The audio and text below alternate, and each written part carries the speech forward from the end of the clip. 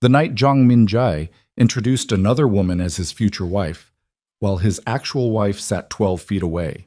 Nobody in that ballroom moved. Nobody breathed. 700 people watched Nia Okafor rise from her seat, straighten their daughter's bow, and walk out without a single word. By morning, the footage had broken the internet. By the end of this story, it will break him. If you're watching from the beginning, drop your city in the comments and hit that like button. Let me see how far this story travels. Now, let's go back to where it all started. The night it ended began the way every catastrophic thing in Nia Okafor's life had. Quietly, with beautiful lighting, and the faint smell of champagne she would never actually drink. Black Phoenix Tower's 42nd floor had been transformed over the course of 3 days into something that existed at the precise intersection of legitimate wealth and criminal theater. The architects of that transformation understood their audience. 700 guests who had spent their careers learning how to look comfortable inside rooms designed to make them feel small. Crystal chandeliers hung from the ceiling like frozen explosions. The Seoul skyline pressed against the floor-to-ceiling windows on all 4 sides, the city burning orange and white 1,200 feet below. Catering staff moved through the space in choreographed silence, carrying trays of food that most guests would touch but not eat, because eating required a kind of vulnerability none of them could afford in a room like this. Nia noticed all of it. She noticed everything, always. It was the quality that had made her indispensable, and the quality that was going to destroy her before the evening was over, though she didn't know that yet. She was 41 years old. She had been in Seoul for 7 years. She wore a deep burgundy dress with a structured neckline that her stylist had chosen, and she had agreed to without much opinion, because she had stopped having opinions about her appearance approximately 18 months ago when she had started redirecting all available mental energy towards survival. Her hair was pulled back from her face in a style that her mother would have called serious, and her daughter had called pretty, which was the only review that mattered. She sat at the head table, 3rd seat from the left, the position that announced her as significant without announcing her as the most significant, which was the exact calibration of every decision made about her presence in this organization since the day she had married into it. Beside her, Amara was drawing. The child was 6 years old and had inherited her mother's quality of complete absorption.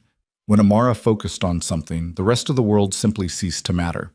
Right now, she was focused on the small sketchbook she carried everywhere, filling a page with overlapping circles and lines that she had explained to Nia earlier were a map of the ocean floor.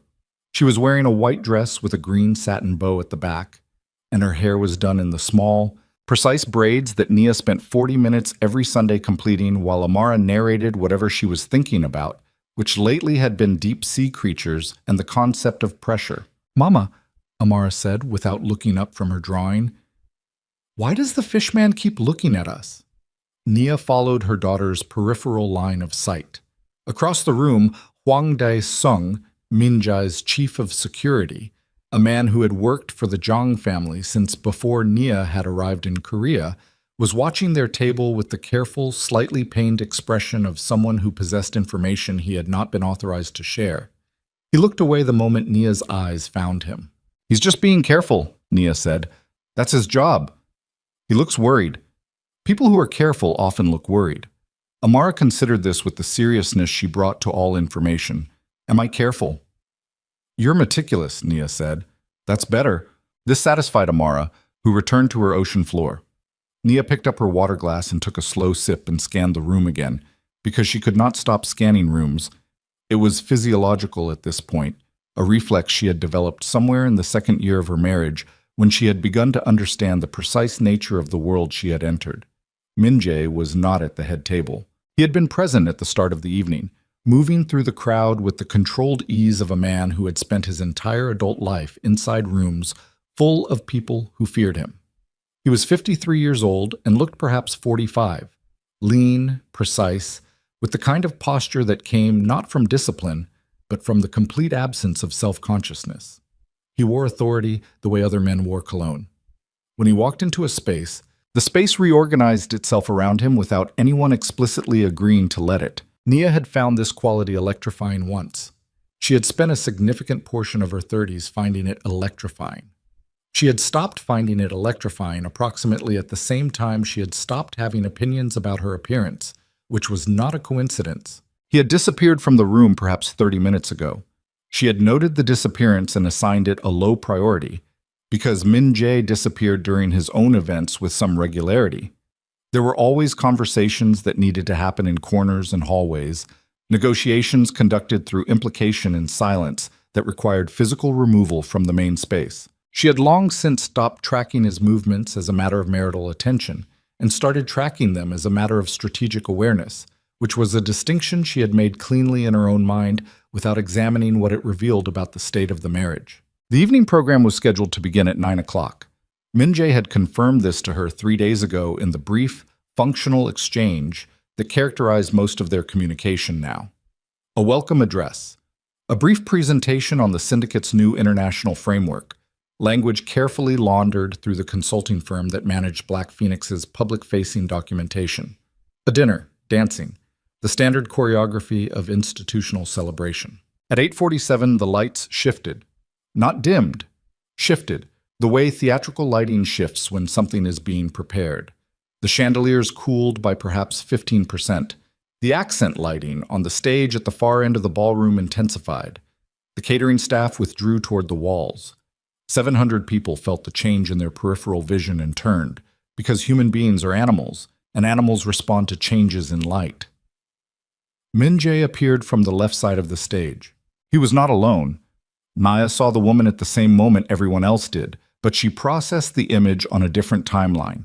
Slower, with the peculiar temporal distortion that accompanies genuine shock, the way the mind slows itself down to ensure it is correctly recording what it cannot afford to misinterpret. The woman was young, perhaps 28, perhaps 30, Korean, with a precise, careful beauty, the kind of face that photographed well from any angle, which Nia recognized because she had spent years working alongside people who were selected partly for exactly that quality. She wore a pale gold dress, and the dress was doing something that dresses in that color rarely manage to accomplish, which was that it was not competing with the person wearing it. She was visibly, unmistakably pregnant. Not newly pregnant. This was a pregnancy that had progressed to a stage requiring the careful management of public revelation, which meant it had been concealed, which meant the concealment had been deliberate, which meant Min Jae reached the center of the stage. He took the microphone with the ease of a man who had given 10,000 addresses in rooms like this one. The room was already silent in the way that rooms become silent when the person at the center of them has the capacity for violence. "Good evening," he said. His voice was measured, warm in the practiced way of men who have learned that warmth is a form of control. "Tonight I want to begin by sharing something personal before we discuss business." Nia did not move. She was aware of her hands on the table in front of her, of the water glass she had set down, of Amara's pencil moving across paper, of the 700 people in this room who were about to turn and look at her. She knew this with the same certainty she had known very few things in her life, with the bone-deep knowledge that lives beneath thought. "This is Yoon Ha-rin," Min Jae said. "She is carrying my child, and she will be my wife." The silence that followed was not the comfortable silence of a room processing a speech. It was the silence of a system crashing, the sound of 700 people's understanding of the situation they were in, revising itself violently and simultaneously.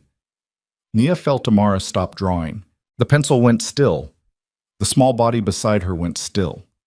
A 6-year-old who had been raised in a world of adults conducting complex negotiations did not always understand the content of those negotiations, but she was exquisitely sensitive to emotional temperature, and the temperature in this room had just dropped through the floor. "Mama," Amara said, very quietly.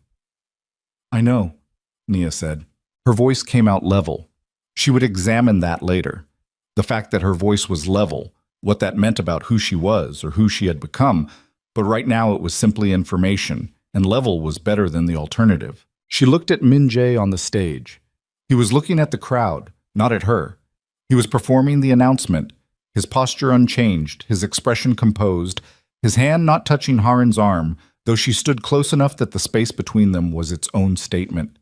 He looked like a man who had decided something and was not interested in second-guessing the decision. This was, she understood, the point. The entire staging of this moment was designed to communicate finality. Not conflict, not negotiation, conclusion. He was not asking the room to accept this.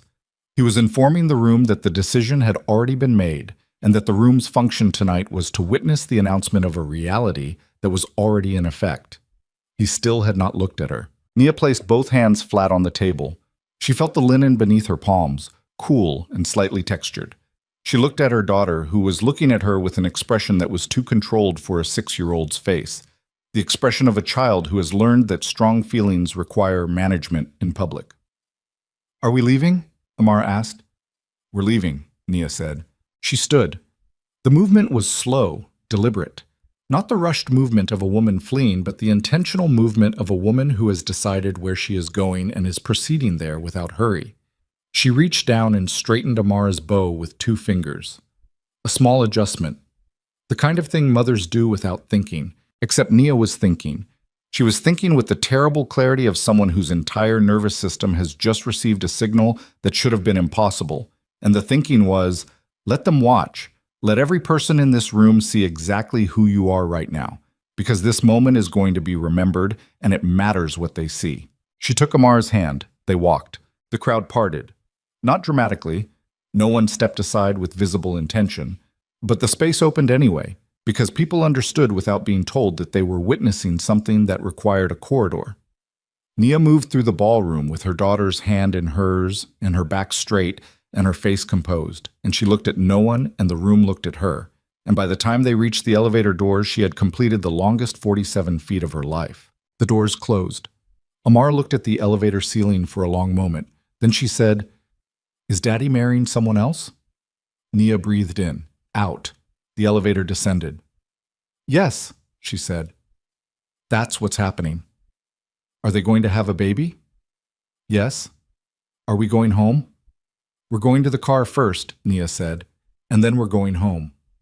"Okay," Amara said. And then, after a pause, in the careful voice she used for things she had considered seriously, "I don't like that." "Neither do I," Nia said. It was the most honest thing she had said to her daughter in months, and it landed between them in the elevator like something physical, like something that had been compressed for a long time, finally finding room to expand. By 11 o'clock that night, the footage was on every major platform in South Korea. Someone in the ballroom, it would later be impossible to identify exactly who, which Nia suspected was not an accident, had captured the precise moment of Min Jae's announcement on a phone, and the angle was perfect, in the way that angles are perfect when they have been planned. It showed the stage, it showed the crowd, and in the middle distance of the frame, it showed a black woman in a burgundy dress rising from her seat, adjusting a small girl's bow, taking the child's hand, and walking away from 700 people while her husband stood on a stage introducing her replacement. The caption on the first viral post read, 7 years, an empire, and a daughter. He didn't even look at her. By sunrise, it had been viewed 11 million times. By the following afternoon, it had generated more online discussion than any single event in South Korean social media history that did not involve a government scandal or a natural disaster. Nia knew about the footage. She had expected it. She had in fact planned for it. Not the filming, which she could not control, but her own behavior inside the frame, which she had controlled with surgical precision from the moment the light shifted and she had understood what was coming. She had stood up. She had straightened the bow. She had walked. She had not cried. She had not turned back. She had not said a single word to her husband, which meant he could not use anything she had said. And she had moved with the kind of quiet dignity that viral footage of a woman being publicly discarded tends to make devastating. She was not a woman who cried easily. This had been true before she arrived in Seoul, and had become truer every year she spent inside the Jang family's orbit, because the Jang family's orbit was not a place where emotional expression survived long. What she felt, alone in her bedroom at 2 a.m. after Amara was asleep, was not grief. It was something older and colder, a confirmation she had been preparing for and hoping was wrong, arriving at last in the form she had suspected it would take. She had known something like this was coming for 18 months. Not this specifically, not the stage, the dress, the pregnant woman positioned like a prop in a restoration narrative. But the shape of it, the elimination, the replacement, the syndicate's need to restructure its leadership image in a way that didn't include a Nigerian-born strategist who had accumulated enough institutional knowledge to constitute a genuine threat. She had seen the architecture of that plan assembling itself across a long period of small signals, documents that disappeared from her office and reappeared days later in positions she had not left them. Meetings whose existence she discovered through secondary sources, never directly. Madame Zhang, Minjai's mother, 74 years old and constructed entirely of preserved resentments, making comments at family dinners about the importance of sons, about the dilution of bloodlines, about what it meant to carry forward a name. The old woman never addressed these comments directly to Nia.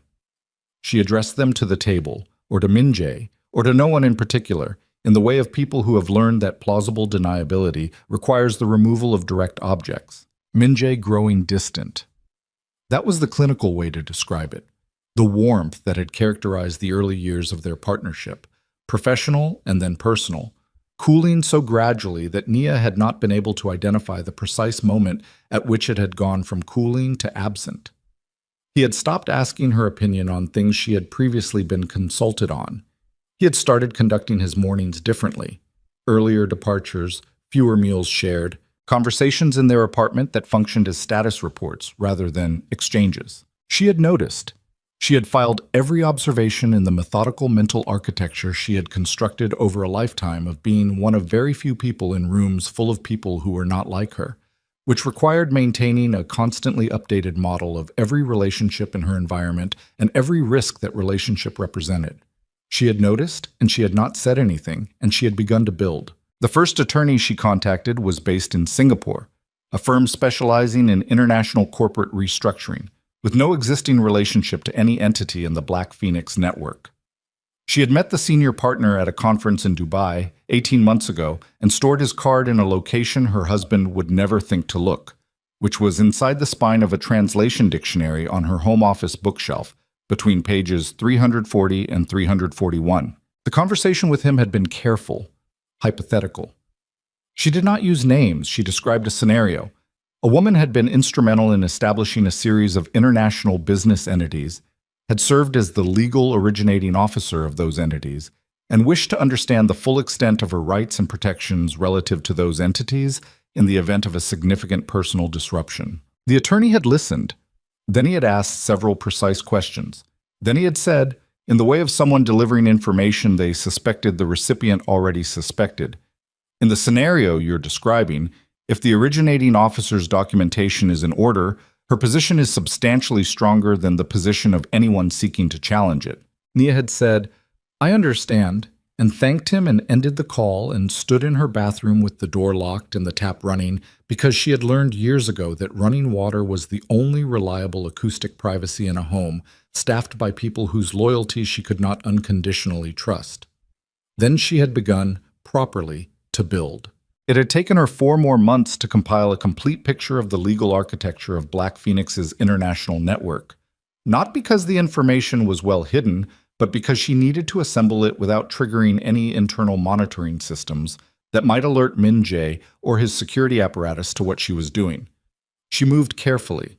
She used professional cover, due diligence documentation for a new trade partnership she was legitimately developing, which required her to review the foundational structure of several existing entities. She requested the same documents a senior executive would reasonably request. She read them slowly. She made notes by hand in a notebook that she carried with her at all times, and that she would later take apart page by page and run through a document shredder in a hotel business center 2 miles from her apartment.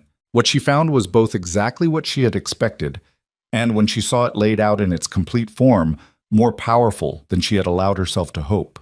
8 years ago, before she had married Minjay, before she had been formally incorporated into the Black Phoenix structure, she had been brought in as an independent consultant to restructure the syndicate's overseas operations. Part of that restructuring had involved establishing a series of holding companies to manage the international trade relationships she was developing. This was standard practice. It was what you did when you were building a network that needed to operate through legitimate corporate channels, rather than directly through an entity with the syndicate's particular institutional history. The holding companies had been established in her name. At the time, this had been a practical decision. She was the consultant, she had the relationships, and using her name provided a layer of separation from the Black Phoenix name that served everyone's interests. The arrangement had been informal. There were no explicit agreements governing what would happen to these entities in the event of her departure, because at the time of their creation, no one had seriously contemplated her departure. She had been a consultant who was about to become a partner and then a wife, and the assumption embedded in every decision made during that period was that her interests and the syndicate's interests were permanently aligned. The African trade corridors she had developed, the European licensing framework, the Southeast Asian distribution partnerships, every international revenue stream that the Black Phoenix Syndicate had built in the past 7 years passed through entities that bore her name. She was not a dependent. She was not an asset. She was not, as she had sometimes felt in recent years, a piece of infrastructure that had been incorporated into a larger machine. She was the machine. She kept building. The financial investigator she retained was based in Geneva and had a professional background in forensic accounting for international arbitration. She had found him through a referral chain so indirect it would take a determined adversary months to trace. A colleague from her earlier consulting career had mentioned him in the context of an unrelated matter. She had asked a single follow-up question, and 3 weeks later she had a name and an introduction that could not be easily linked to her. She gave him a narrow assignment: document the origination history of a specific set of corporate entities and the revenue flows associated with them for the past 7 years. She gave him 3 months and told him to proceed without contacting her, except through a dedicated channel she had established using a device her husband did not know existed. While the investigator worked, she kept doing her job. She continued developing partnerships, managing relationships, attending meetings, reviewing proposals. She did her job at the same level of precision and commitment she had always brought to it, because she understood that any degradation in her professional performance would be noticed and would generate exactly the kind of scrutiny she needed to avoid. She was meticulous. She was present. She delivered. She was also, during this same period, building relationships with 3 senior government officials across 2 jurisdictions, relationships she cultivated carefully through legitimate channels, through the kinds of professional connections that a senior executive in her position would naturally develop, except that she was developing them with a specificity of purpose that went beyond the professional. She needed allies who were not affiliated with the syndicate. She needed people who understood what Black Phoenix was and had reasons of their own to want leverage over it. She found those people. She gave them nothing that compromised her legally. She gave them enough to understand that she might, at some point, become valuable to them, and that, if she did, they would want to have already established a relationship. She was still doing this when the financial investigator delivered his preliminary report in a file she accessed on the dedicated device in the locked bathroom with the tap running. She read it twice. Then she set the device face down on the edge of the sink and looked at herself in the mirror. The woman looking back at her was familiar in the way that the thing you live inside is always familiar. You stop seeing it clearly. The daily exposure bleaches out the detail. You carry it everywhere and therefore see it least of all. She looked at herself with the deliberate attention of someone conducting an assessment, which was the only way she knew how to look at anything. What she saw was a 40-year-old woman who had built something extraordinary in a context that had never intended for her to own it, and who was now standing on the edge of either losing everything or keeping everything. And the deciding factor was not luck or circumstance, but the particular quality of her preparation. She did not feel powerful. She felt tired, which she had learned to treat as information rather than as a problem to be solved. Tired meant she had been working very hard for a very long time. Tired was appropriate. She picked up the device and began drafting the next communication to her attorney in Singapore. That was 4 months before the gala. Now it was the night after the gala, and Amara was asleep, and Naya was sitting at the desk in her home office with a cup of tea that had gone cold and her phone face up in front of her, watching the notification count on the viral footage continue to climb. She thought about Min Jae. She thought about the specific decision to do it in that room, in front of those people, in front of their daughter. She thought about what that decision revealed about his confidence in the situation, that he believed he had structured things sufficiently to weather the fallout, that he believed her response would be emotional rather than strategic, that he believed she was, at the end of it all, dependent. It was almost kind, she thought, how clearly his assumptions about her were written in the way he had chosen to do this. Almost. She thought about Harin, the woman on the stage, the curve of her pregnancy visible in the pale gold dress, The careful way she had held herself upright through what must have been a moment of profound performance anxiety. She thought about what it must feel like to be that woman right now, in whatever apartment or residence the Zhang family had arranged for her, processing the fact that she had just been presented to 700 underworld figures and politicians as the next chapter of a criminal dynasty. She thought, that woman has no idea what she's inside of. She thought, that will matter eventually. Then she set down her phone and opened her laptop and started working, because there were things that needed to be done before Minjae's attorneys contacted her attorneys in the morning, and she intended to be 3 moves ahead of that contact before it arrived. She worked until 4:30 in the morning. Then she went to lie next to her sleeping daughter and looked at the ceiling and thought about 18 months of careful, patient preparation and about what it meant that the thing she had been preparing for had finally arrived. It did not feel like relief exactly. It felt like the moment a storm that has been building on the horizon for a very long time finally makes contact with the shore. She had built her walls. She had mapped the channels. She had placed everything that mattered somewhere the storm could not reach it. Now she was going to find out if she had gotten it right. She closed her eyes. She did not sleep for a long time. When she did, she slept cleanly, without dreaming, which was the way she had always slept when she had done everything she could do and the rest was out of her hands. At 6:15 in the morning, her phone rang. A number she did not recognize, a South Korean mobile number, not in her contacts. She looked at it for 2 rings, then she picked up. "Who is this?" she said. Not a question, a request for information, delivered in the flat, careful voice she used when she was gathering data before deciding how to respond. There was a pause, and then a voice she did not recognize, a woman's voice, young, slightly unsteady, said, "My name is Yoon Ha-rin. I need to speak with you. I found something last night, something he didn't know I could access." Another pause. The steadiness in the voice fractured and rebuilt itself in real time. "I think I've made a terrible mistake, and I think you might be the only person who can help me understand how bad it is." Nia sat up. She was already awake. She had been awake for hours. She looked at the window, the Seoul skyline beginning to lighten at its edges, the city pulling itself toward another morning with the indifference of cities everywhere. "Tell me where you are," she said.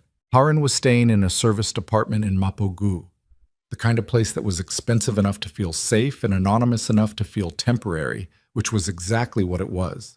Nia had the address inside 4 minutes of the phone call ending, delivered by text from the same unknown number, and she had the address cross-referenced against 3 different mental maps of Seoul before she was out of bed. She did not bring security. This was a decision she made consciously, standing in her closet in the gray pre-dawn light, aware that it was the kind of decision that could be catastrophically wrong, and also aware that showing up to meet a frightened pregnant woman with 2 large men in suits would foreclose exactly the kind of conversation she needed to have. She dressed in dark trousers and a plain gray top. Nothing that communicated wealth or threat, nothing that required management, and she wrote a note for Amara and left it on the kitchen counter next to the cereal she would want. And she called the one person in her domestic staff she trusted with her daughter's physical safety and told him she would be back by noon. The drive took 22 minutes. It was early enough that Seoul had not yet fully assembled itself into the daytime city. The streets carried the slightly provisional quality of pre-rush hour, the light thin and directional, the air cooler than it would be in 3 hours. Nia drove herself. She had stopped using syndicate drivers for personal movements approximately 8 months ago, transitioning to the cover of preferring independence, which no one had challenged because independent women in executive positions preferring to drive themselves was sufficiently plausible as a personality trait that it did not require deeper examination. Haran opened the apartment door before Nia could knock a second time. She looked worse than she had on the stage. The gold dress was gone. She was wearing an oversized knit top and loose trousers, her hair down and slightly flattened on one side from what had clearly been an attempt at sleep that had not succeeded. Her face was the face of someone who had spent several hours at high-altitude emotional intensity and had not yet descended, still flushed in patches, eyes carrying the specific brightness of recent crying that had stopped, not because the feeling was gone, but because the body had simply run out of resources. She was, in the unmediated reality of the apartment doorway, very young. Nia had assessed her age as late 20s at the gala and revised that assessment now slightly downward. 27, maybe. Possibly 26. Come in, Harin said. Her Korean carried a slight regional accent, not Seoul native. Nia came in. The apartment was clean in the impersonal way of serviced spaces. Furniture chosen to offend no one, art selected to occupy wall space rather than communicate anything. There was a half-eaten container of convenience store food on the kitchen counter and a phone charger plugged into the wall beside the couch, and a small pile of printed documents on the coffee table that Harin moved toward immediately, as if she needed something to do with her hands. Sit down, Nia said. Not unkindly, as information. Harin sat. Nia sat across from her. The coffee table was between them with its pile of documents, and Nia did not look at the documents yet because she was looking at Harin, running the rapid and essentially involuntary assessment she ran on every new person in every new situation, reading the posture and the breathing and the specific quality of the fear in the room. The fear was genuine. That was the first thing. The second thing was that it was not the fear of someone who had been sent, not performance, not strategy. It was the fear of someone who had opened a door they did not know was there and had no idea what was on the other side. How did you get my number? Nia said. Harin looked at her hands. He had it in his phone in a contacts folder labeled with a code. I'd seen it before and didn't think. I didn't look. She stopped. Last night after everything, I couldn't sleep. I went through his phone. He left it on the charger in the bedroom. He left his phone unsecured. He takes medication to sleep. It was after 3. A small, humorless exhale. He wasn't expecting me to. He didn't think I would. Nia noted this. A man who had just publicly humiliated his wife, who had orchestrated a major institutional announcement, who had been managing a covert pregnancy and a replacement strategy for however long, and he had slept afterward with his phone on the charger. That said something. Either he was supremely confident, or he was sloppy in contexts he considered controlled, or both. Probably both. What did you find? Nia said. Harin picked up the documents from the coffee table. Her hands were not entirely steady. These are printed from an email chain. The chain goes back 2 years. She set them on the table facing Nia, but did not push them across. An unconscious hesitation, the last moment before the thing becomes real. He had them forwarded to an account I didn't know about. I found the account because his phone was still logged in. Nia picked up the documents. She read them the way she read everything, fast, structured, starting with dates and sender names and working toward content. The email chain was between Min Jae and 2 others, a man identified only by initials she recognized as belonging to a senior member of the syndicate's internal advisory council, and a woman whose name she did not know, but whose institutional email domain she recognized as belonging to a political consulting firm that had done work for the Zhang family for years. The chain documented, across 22 months of communication, a specific project. The project had a name. Written in a corporate shorthand, she parsed within 2 readings as a restructuring initiative. The restructuring initiative involved the identification of a suitable candidate for a strategic partnership with Min Jae's family, the assessment of that candidate against a set of criteria, the management of the candidate's relationship with Min Jae through a process described in language so clinical it took Nia a moment to understand that it was describing the manufacture of a romantic relationship, the candidate's fertility status, the optimal timeline for pregnancy announcement given the syndicate's political calendar. Harin had been selected, evaluated, introduced. The pregnancy had been timed. Nia set the documents down. She looked at Harin. Harin was looking at the table. Her jaw was tight, and her breathing was the controlled breathing of someone managing something very large in a very small container. How long have you known him? Nia said. 14 months. How did you meet? At a fundraiser. He approached me. She stopped, restarted. I thought it was real. I know. Harin looked up. Something moved across her face. Not anger, not quite, but the precursor to anger. The moment when the thing that has been managed stops being manageable. You know, I know what it looks like to be inside something that's been constructed for you, Nia said. I was inside one for 7 years. The silence between them was not comfortable. It was the silence of 2 women in a room together who have been used as instruments in someone else's narrative and are now, for the first time, in the same physical space without that narrative mediating what they say to each other. "Why are you here?" Harin said. "You could have ignored the call." "You said you found something." "I did, but you didn't know that when you answered." Nia looked at her steadily. "You're pregnant with my husband's child. You're sitting in an apartment the Jiang family is paying for, holding documents that prove you were selected and managed like a business acquisition. You called the one person in this situation who has a concrete reason to want you to disappear, and you called her at 6 in the morning. She paused. "What did you think I was going to do?" Harin's eyes were bright. "I didn't know. That's why I called you and not anyone else, because I didn't know what you were going to do." It was the most honest thing anyone had said to Nia in longer than she could immediately calculate. "Tell me what else you found," Nia said. Harin reached beside the couch and picked up her own phone. Screen cracked in one corner, which Nia noted as inconsistent with the curated presentation of the gala, a detail that spoke to the real conditions of Harin's life outside the performance. She turned the screen toward Nia. It was a photograph of another document. This one not an email, but what appeared to be an internal memo, printed on plain paper, the formatting suggesting it had been prepared by someone with legal training. The memo outlined a timeline. Harin's name appeared in it. So did Nia's. So did the specific language of a marital dissolution strategy. Not a divorce negotiation, but a dissolution, which was a meaningfully different word in this context, carrying implications about what was expected to remain after the process completed. The memo had been written 11 months ago. Nia read it once. She handed the phone back. "He planned to remove me before the announcement," she said. Not a question. "The memo says the announcement should come after the dissolution was finalized. But the timeline moved." Harin's voice had gone flatter, the earlier unsteadiness replaced by something harder. "I don't know why the timeline moved." Nia knew why the timeline had moved. She knew exactly why, because she had spent the past 18 months doing things that would have made an accelerated timeline operationally necessary for anyone watching her movements closely enough. She had been more careful than anyone in Min Jae's organization was equipped to detect. But careful was not invisible, and the decision to move the announcement before the dissolution was complete told her that someone in his apparatus had sensed something shifting without being able to identify exactly what. He had rushed.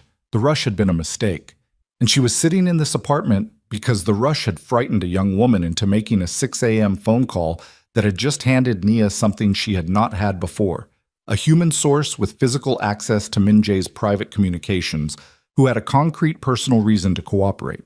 She breathed in, out. "Okay," she said. "Okay?" Harin said. "I'm going to ask you something, and I need you to answer it honestly, not the way you think I want you to answer it." Nia looked at her directly. "What do you want out of this situation?" Harin blinked. It was clear this was not the question she had expected. "I want—" She stopped. Her hand moved to her abdomen, not dramatically, but as the automatic movement of a woman who has grown accustomed to this new gravity in her body. "I want to not be a piece in someone's game. I want my child to be safe. I want—" Her voice cracked, just slightly, and she held it together by what appeared to be a narrow margin. "I want someone to tell me the truth about what I'm inside of, because everyone around him tells me everything is fine, and last night I watched his wife walk out of a room holding their daughter's hand, and nothing about that was fine. The words sat there." Nia held them. "I can tell you the truth about what you're inside of," she said, "but once I do, you can't go back to not knowing, and not knowing is safer in certain very specific ways." "I've been not knowing for 14 months, Harin said. "Look where it got me." This was also honest. Nia respected honesty on a level that was almost physiological. It was rare enough in her daily environment that encountering it produced a response she could feel in the back of her throat, something close to relief.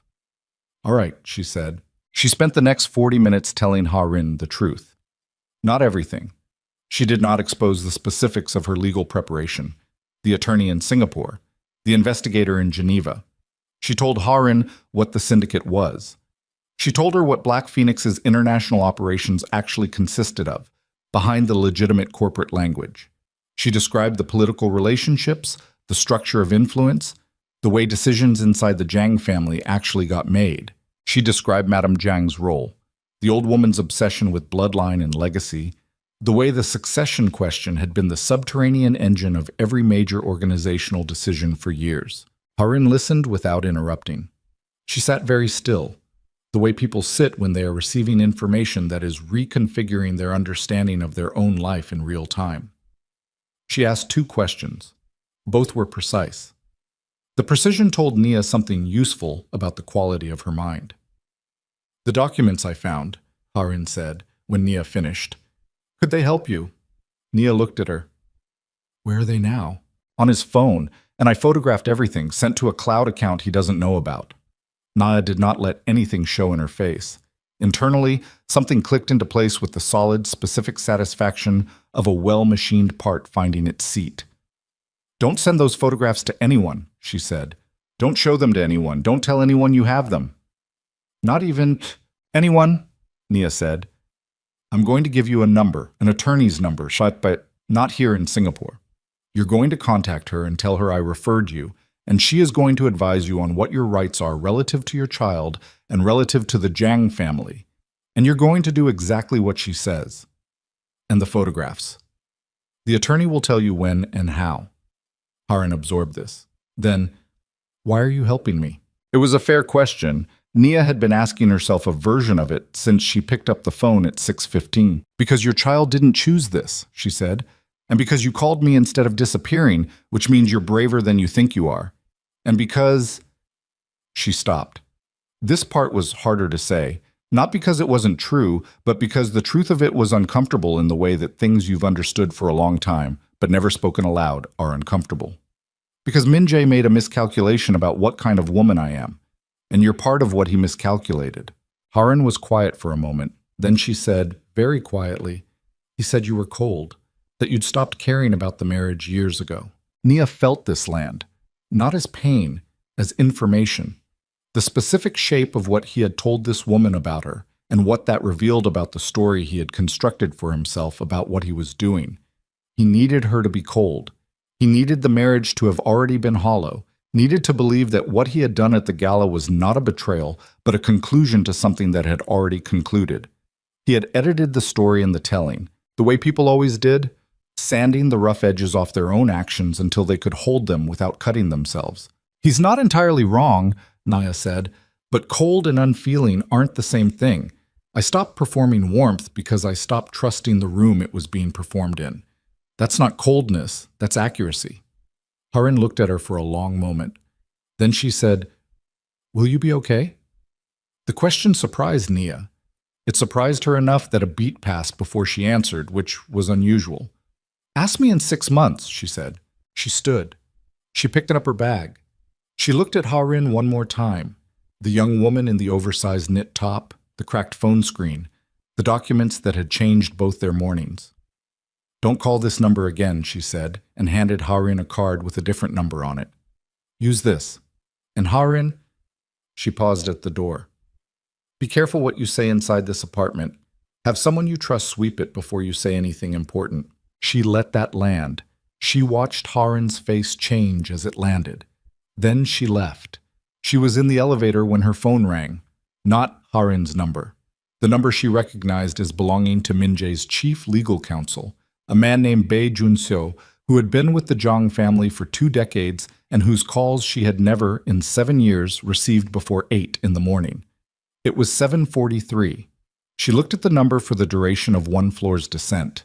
Then she answered. "Mrs. Jiang," Bae said. His voice was professional, which was to say it was carefully emptied of the things that voices normally carry.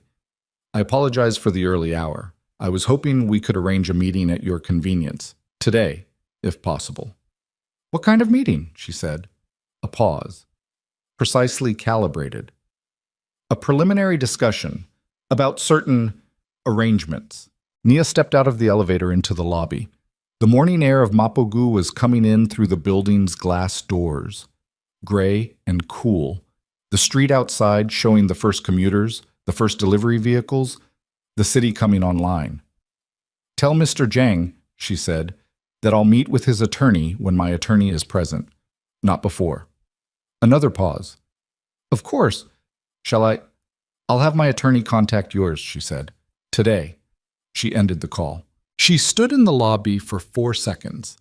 Then she took out her personal phone, not the device, not the work phone, the personal phone she had carried for years, and she dialed the Singapore number from memory. It rang twice. I need to move the timeline, she said when the attorney answered. Something accelerated overnight. A beat. I'll explain everything, but I need you to file the preliminary protections this morning. All of them. Everything we prepared. The response was immediate and professional and calm. She listened. She confirmed. She ended the call. Outside, Seoul was fully awake now, the street alive with movement, the light breaking through the buildings at the angle it broke at this hour, clean and slightly brutal, the way Seoul light was in the morning. A city that did not gentle itself for anyone. She walked to her car. She sat behind the wheel. She placed both hands on it at 10 and 2, and she sat for a moment in the precise stillness of someone who has just watched the thing they have been building toward begin to move, and who understands that from this point forward the pace is no longer theirs to set. Bae Jun-seo would report to Min-jae within the hour that she had refused a direct meeting and had indicated legal representation. Min-jae would understand what that meant. He would understand it quickly, and when he did, the next move would come fast. She expected it within 24 hours, possibly less. She did not know yet the specific form that move would take. She had prepared for 3 likely forms and had contingencies for 2 unlikely ones. But there was a 5th possibility she had not fully resolved, and she was aware of it the way you were aware of a structural question in a building, not with panic, but with the steady, unignorable attention that an unresolved question demands. What she had not fully accounted for was Madame Zhang. The old woman had been quiet since the gala. No calls, no messages, no intermediaries. In a family where Madame Zhang's silence was unusual and her usual state was intervention, the quiet was not reassuring. It was the quiet of someone who was positioning. And Madame Zhang, whatever else she was not a woman who positioned without knowing exactly where she intended to land. Nia started the car. She had been wrong about one thing. She saw it clearly now, sitting in the Mapogu street with the engine running. She had spent 18 months building against Min-jae. She had cataloged his assets, his networks, his legal exposures. She had mapped his decisions and anticipated his responses and prepared her documentation against his likely moves. She had underestimated the mother. And if Madame Zhang had been running a separate operation this entire time, parallel to Min-jae's, possibly without his full knowledge, then the documents Bae Jun-seo wanted to discuss this morning were not the primary threat. The primary threat was something she hadn't seen yet. She pulled into traffic. Somewhere across the city, in the Black Phoenix Tower office that had been his father's before it was his, Jang Min-jae was receiving a report. She did not know its contents. She did not know yet what Madame Zhang had set in motion. But she knew, with the cold, clean certainty she had learned to trust above all other signals, that she was about to find out. The call from Singapore came at 11:47 that morning, and Nia knew from the first 2 seconds of her attorney's voice that something had already gone wrong. Choi Yeon-hee, the Singapore attorney's sole associate, the woman Nia had designated as her local point of contact for exactly this kind of rapid escalation, did not waste time on preamble. She was 44 years old and had spent 2 decades in international corporate law, and she had the quality that Nia valued above almost everything else in a professional. She delivered bad news at the same velocity as good news, without modulating her tone to soften the impact, because softening the impact wasted the seconds you needed for response. The Mapogu filing, Choi said. There's a problem. Nia was in her home office. Amara was at school. The apartment was quiet in the way it was only quiet when her daughter was not in it. A different quality of silence, less inhabited. She had been sitting at her desk for 3 hours, working through the documentation her Singapore attorney had confirmed receiving, organizing the sequence of moves she had mapped out across the past 18 months into the operational order they now needed to follow. Tell me, Nia said.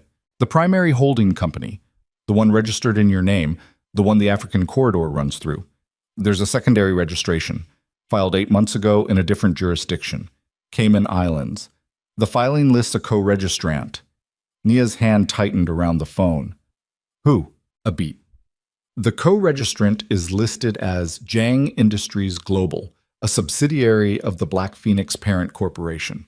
The filing was processed through a nominee director service, a firm in Nassau. It's structured to look like a standard corporate governance update.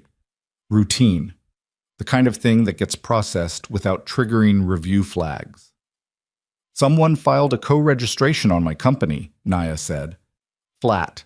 Not a question, a statement that needed to be said aloud to be believed. 8 months ago, yes. Who signed it? Another beat. Longer.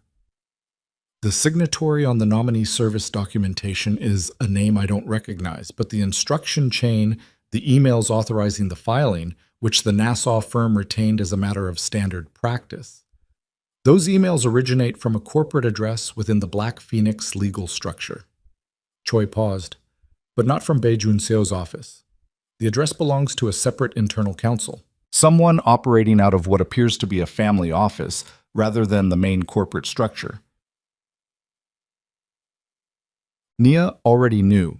She knew before Choi said it, the way you know the answer to a question the moment before it is asked when you have been working toward that answer for long enough. Madame Zhang's family office, she said. Yes. The silence that followed lasted 4 seconds. Nia counted them the way she counted everything. Not compulsively, but because counting imposed a structure on time that made time manageable. And right now, time needed to be managed very carefully. What does the co-registration actually do? She said. In its current form, it gives Zhang Industries Global a minority stake in the holding company, small enough that it doesn't trigger mandatory disclosure requirements under the jurisdictions involved, but large enough to create a legitimate basis for a legal challenge to any unilateral restructuring. If you move to separate the company from the Black Phoenix network, they can file an injunction arguing that a co-registered party has not consented to the restructuring. The injunction won't win, ultimately, but it could delay proceedings by... Choi stopped. Conservatively, 6 to 18 months. 6 to 18 months.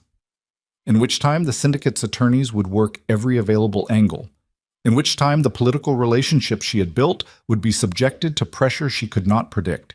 In which time Harin's documentation sat in a cloud account that Madame Zhang's people might find. In which time Amara grew 6 to 18 months older inside a situation that had not been resolved. When were you going to find this, Mas? Naya said. Not to Choi. To herself, mostly. But Choi answered. We found it this morning. When we filed the preliminary protections, the registration check flagged the anomaly. It appears the nominee service made an error in their filing reference. A clerical error that created a cross-reference visible in the standard search. Without that error, we may not have found it for weeks. An error. Madame Zhang's people had moved so quietly, so carefully, that the only reason it was visible now was because someone in a Nassau filing office had transposed a reference number. Nia set the phone down on the desk for 3 seconds. She looked at the wall, then she picked it up. Can we challenge the co-registration itself, she said, on the grounds that I didn't consent to it? Yes, and we will. But the challenge process runs through the Cayman jurisdiction, which means, even with an expedited filing, minimum 4 months. And the challenge will be contested by Madame Zhang's attorneys. By Zhang Industries Global's attorneys, yes, Nia breathed. In through the nose, out through the mouth, the way she had taught herself to breathe in high-pressure situations starting approximately in year 2 of her marriage, when she had understood that high pressure was not a temporary state, but the permanent climate of the world she had chosen. File everything we have, she said. Every preliminary protection, every documentation of origination, everything we prepared, file it today, all of it. If they want to spend 6 months in jurisdictional combat over a co-registration, they can spend 6 months. But I want every other piece of this locked before they have time to find another angle. There's a risk in filing everything at once, Choi said carefully. It signals the full scope of what we've prepared. Once they see the complete picture of your legal position, they already know the scope, Nia said. That's why Bae called this morning. That's why the timeline accelerated. She was thinking as she spoke, the words arriving slightly ahead of the completed thought in the way they did when she was operating at the edge of her processing capacity. They moved the gala announcement early because they sensed I was moving. They filed the co-registration 8 months ago because they were already planning the legal barrier before the public announcement. They knew. They've known I was preparing, they just didn't know exactly what I had. A pause. File everything, all of it, today. Choi said she would, and she would call with confirmation by 4. And she ended the call with the professional economy of a woman who understood that efficiency was its own form of care. Nia set the phone on her desk. She looked at her hands. The co-registration changed the shape of everything. Not terminally. The legal position was not destroyed. The origination documentation was still hers. The fundamental architecture of what she had built was still intact. But the timeline she had planned for, the clean, controlled separation she had mapped out with such precision, was now contaminated by a variable she had not placed there and could not fully control. She had underestimated the mother. She had known it this morning in the car, had felt it as a cold certainty, and she had still been too slow. She needed to understand exactly how much Madame Zhang knew and how long she had known it, and she needed to understand it before the 4 o'clock confirmation call, because after 4 o'clock, the filings would be visible and the window for certain kinds of assessment would close. She picked up her phone again and called a number she had stored under a restaurant name, a small practical fiction that she maintained across all her contacts as standard operational habit. The number belonged to a man named Oh Seung-tai. He was 56 years old, and he had spent the first 30 years of his career inside the Korean intelligence community. And he had spent the past 9 years consulting privately for organizations whose interests occasionally required the kind of institutional knowledge that only came from having once operated inside the infrastructure you were now mapping. Nia had been introduced to him 14 months ago through one of the government officials she had been carefully cultivating, and she had brought him into her preparation 6 months after that, giving him a specific and narrow assignment: monitor the internal communications structure of Madame Zhang's family office and report any anomalies in activity pattern. He answered on the second ring. "I need to meet," she said. "Not by phone." 2 hours, he said. "A location." He ended the call. She left the apartment at 12:40. Oh Seung-tai preferred a specific type of meeting location. Not restaurants, not offices, not anywhere with fixed security infrastructure. He preferred moving vehicles or outdoor spaces with clear sightlines and sufficient ambient noise to prevent directional audio surveillance. Today it was a riverside walkway in Yeouido, where the Han moved gray and wide and the wind off the water was strong enough that conversations disappeared into it within 4 feet. He was already walking when she arrived, hands in his jacket pockets. His posture, the particular posture of a man who has learned to appear simultaneously alert and completely relaxed, which was a skill that took years to develop and was, when you knew what to look for, completely unmistakable. She fell into step beside him without greeting. "The family office," she said. "How long has it been running a separate operation from the main syndicate structure?" He walked 3 paces before answering. "The separation has been operational for approximately 2 years. The family office began diverging from the main structure roughly 6 months after the expansion into Europe started generating significant independent revenue. She was running her own play while Min Jae ran his. The mother and the son have different objectives," Oh said. "Mr. Zhang wants the empire to continue growing internationally. The mother wants the empire to remain Korean. Those are compatible objectives only up to a certain point, and beyond that point they become competitive." Nia processed this. She doesn't want his international network. She wants the domestic foundation. She wants the succession to go to a son with Korean blood who will prioritize the domestic political relationships that the Zhang family built over 30 years.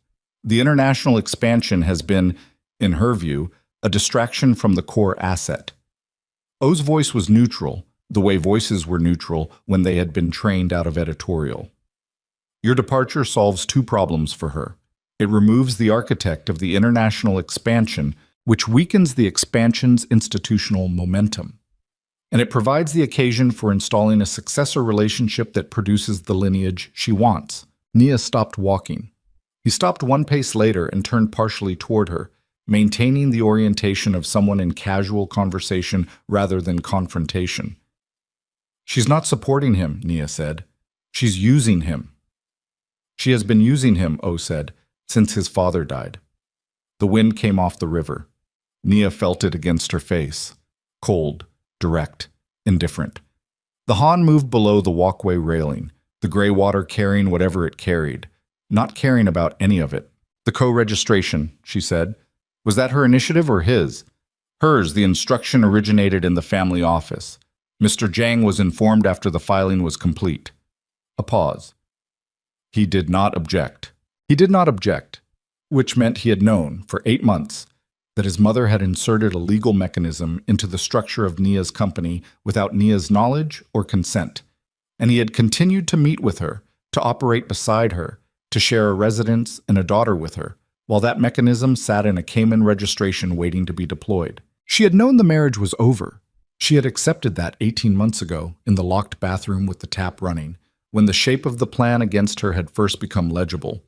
She had not been preserving the marriage. She had been preserving her position. But there was a difference between knowing your husband had decided to replace you and knowing he had sat across breakfast from you for 8 months while his mother's attorneys undermined the legal foundation of everything you had built and said nothing and eaten his breakfast and continued the performance of the household. She felt the anger arrive. Not as heat. She did not experience anger as heat, had never experienced it as heat, which she suspected was a temperamental quality that had saved her from a significant number of catastrophic decisions over the course of her life. She experienced it as a kind of sharpening. The world becoming more precise, the edges of things more defined, the calculation becoming faster and colder and less interested in the outcomes that weren't hers. "What else?" she said. Her voice was flat, and she heard the flatness, and she did not moderate it. O looked at her. He had the quality of certain experienced people of being very still without being passive, the stillness of someone fully engaged. "There's something else," he said. "Something that changed in the past 48 hours. He reached into his jacket and produced a folded paper, a printout she saw when he handed it to her, of what appeared to be an internal memo similar to the one Hareen had photographed. But this one was longer, and the language was different, and the date on it was yesterday. She read it standing on the walkway with the wind trying to take the paper out of her hands. The memo was addressed to Madame Jiang from her family office's lead attorney. It was a brief, and what it briefed was this, that Nia's movements over the past 18 months had been more thoroughly monitored than Nia had known. Not her legal preparations specifically, those remained, as far as the memo indicated, beyond the monitoring apparatus's ability to fully map, but her relationship building with government officials. 3 names were cited, with dates of meetings and summaries of what the monitoring apparatus believed those meetings had covered. The summaries were incomplete, inaccurate in specific ways, but accurate enough that someone had been watching. The memo recommended action.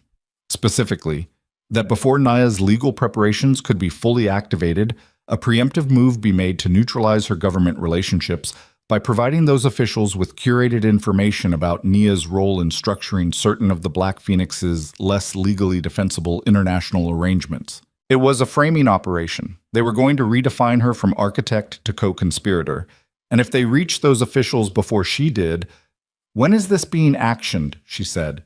"The indication is tomorrow morning," O said. "Possibly tonight." Tonight. She folded the paper. She handed it back to him. She looked at the river.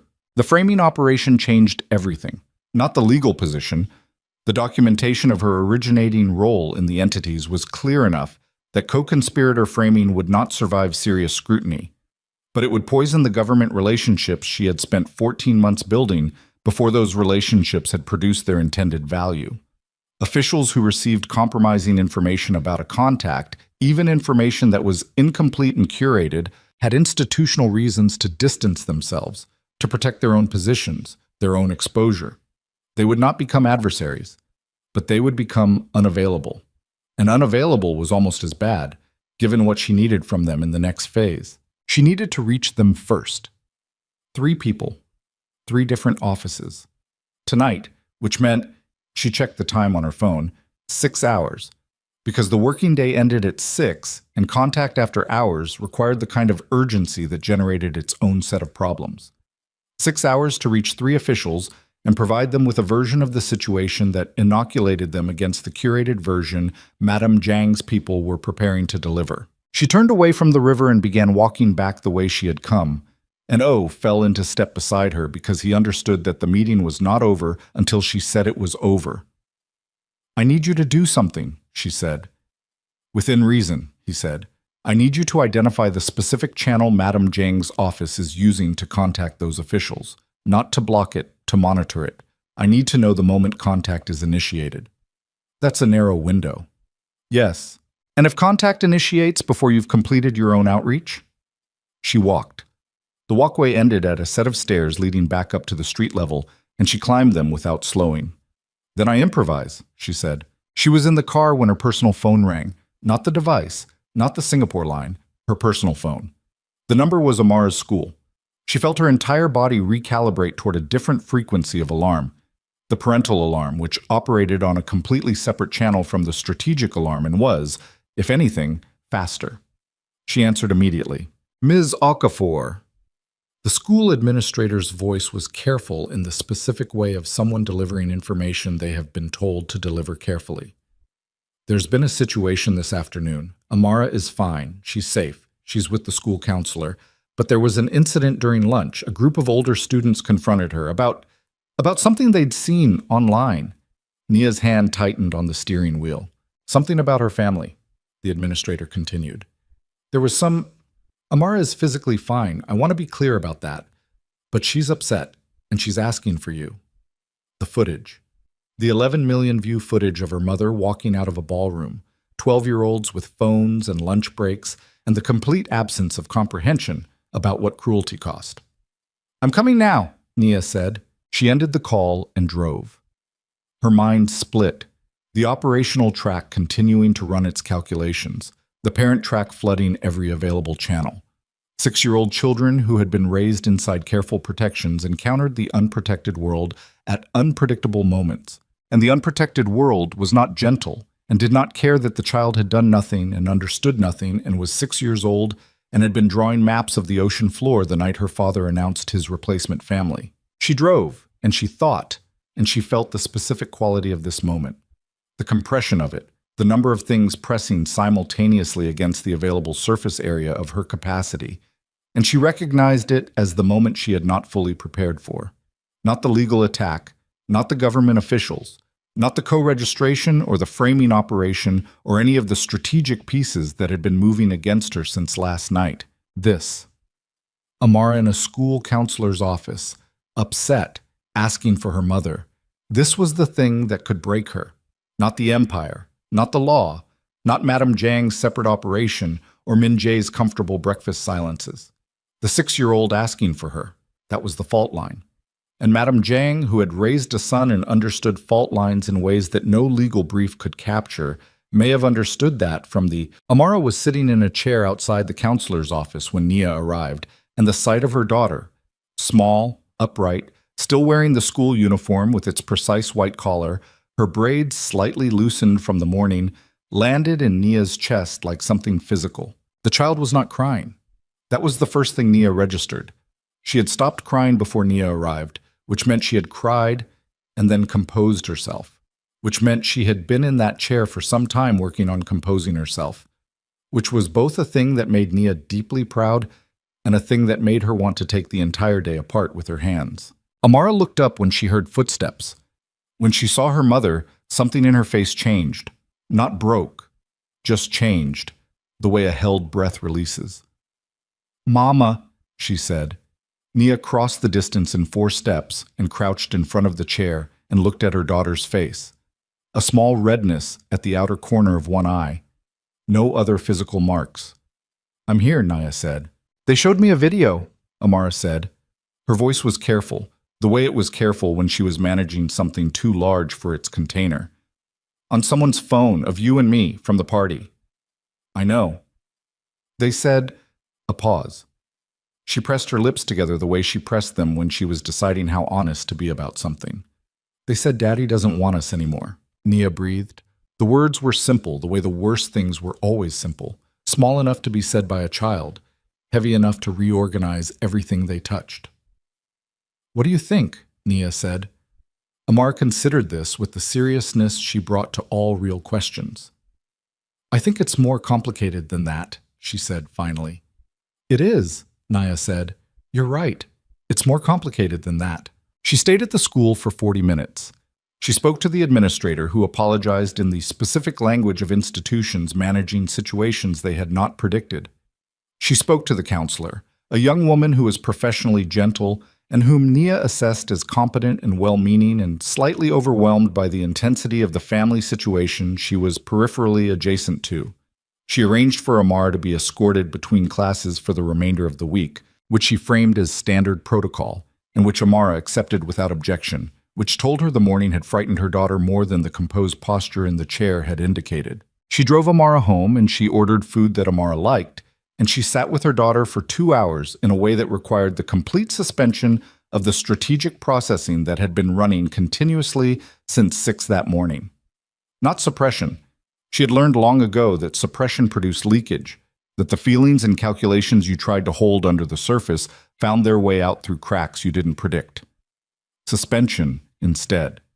The deliberate, temporary setting aside of everything that was not this room, this child, this particular Tuesday afternoon. At 4:15, when Amara was absorbed in a drawing and the food containers were cleared and the apartment was quiet, Nia stood at her office doorway with her phone in her hand. Choi had called twice. Oh Seung-tae had sent a message through the secure channel. The Singapore attorney had left a voicemail. The world had continued its acceleration while she sat with her daughter, and the distance between where the situation had been at noon and where it was now had grown in her absence. She went into her office. She closed the door. She called Choi first. "The filings went through," Choi said. "All of them. But there's something you need to know." "Tell me." Bae-jun-so filed a counter-motion 40 minutes after our submission. It's not contesting the origination documentation directly. It's contesting your legal standing to file without board approval on the grounds that your executive role within the syndicate structure creates a fiduciary obligation that... "It's a delay mechanism," Nia said. "Yes, but a functional one.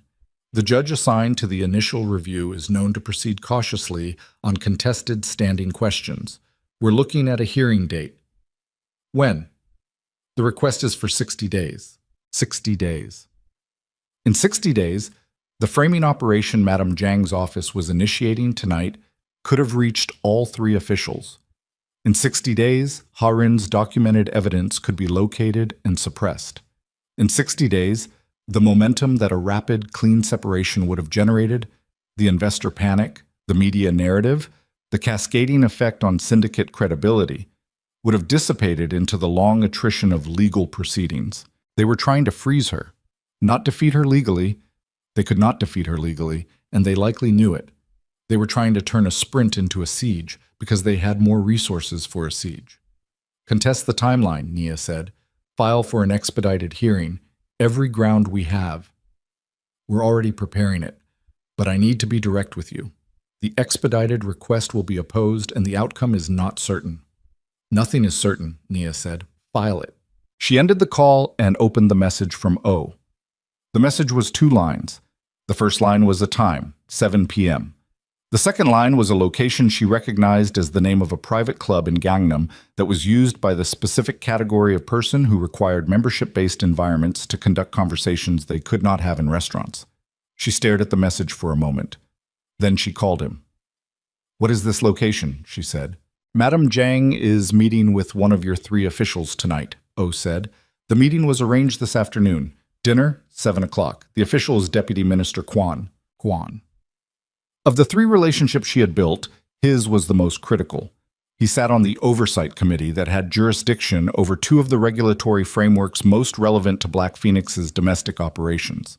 She had spent 5 months developing the relationship, meeting him 4 times in professional contexts, building the kind of trust that government officials extended only when they had been given sufficient reason to believe that their own interests were being protected. "If Madame Zhang reached him first, is the meeting confirmed?" she said. "The reservation is confirmed.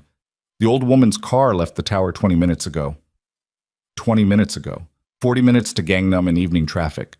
She had, if she left now, possibly 20 minutes before Madame Zhang arrived at that club. She stood very still in the center of her office. What she was considering was not in the prepared plan.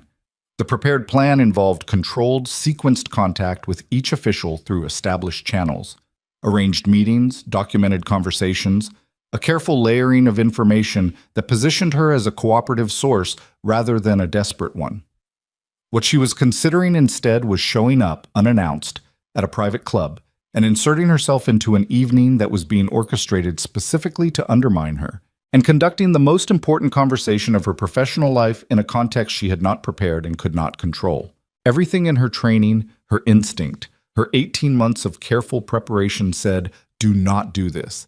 Everything else said, if you don't do this, Quan sits across from Madame Zhang for 2 hours and your version of events doesn't exist.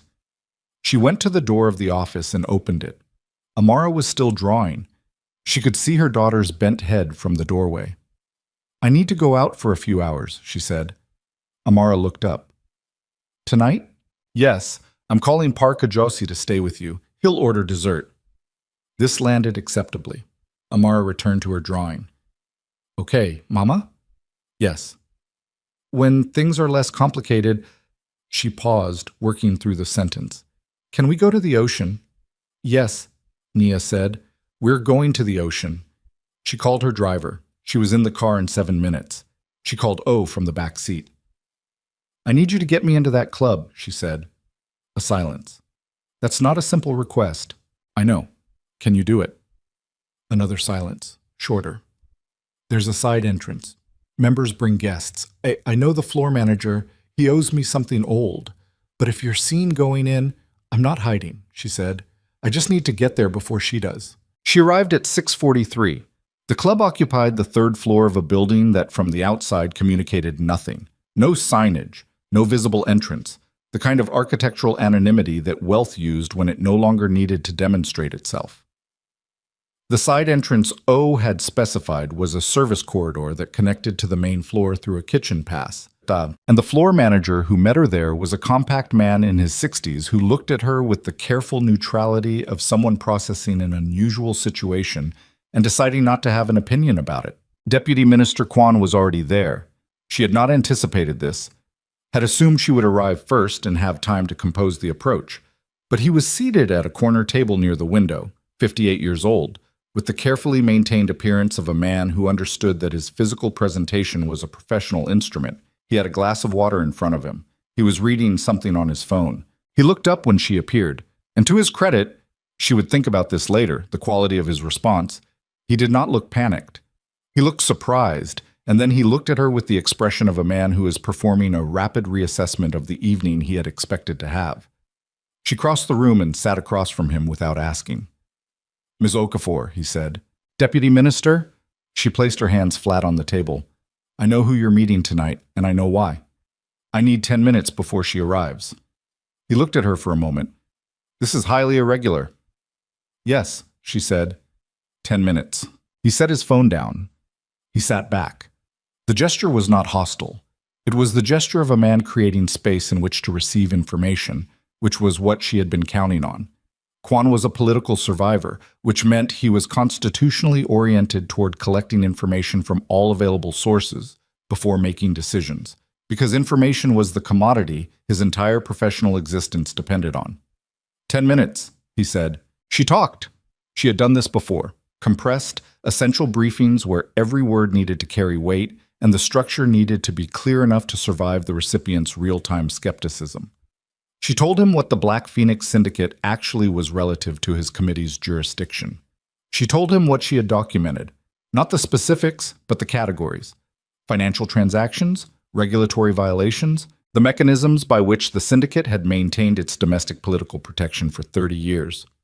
She told him that she was in the process of separating her international business from the syndicate structure, that this separation was being legally contested, and that tonight's dinner was an attempt to inoculate him against her version of events before she could deliver it. She was precise. She was fast. She did not embellish and she did not plead.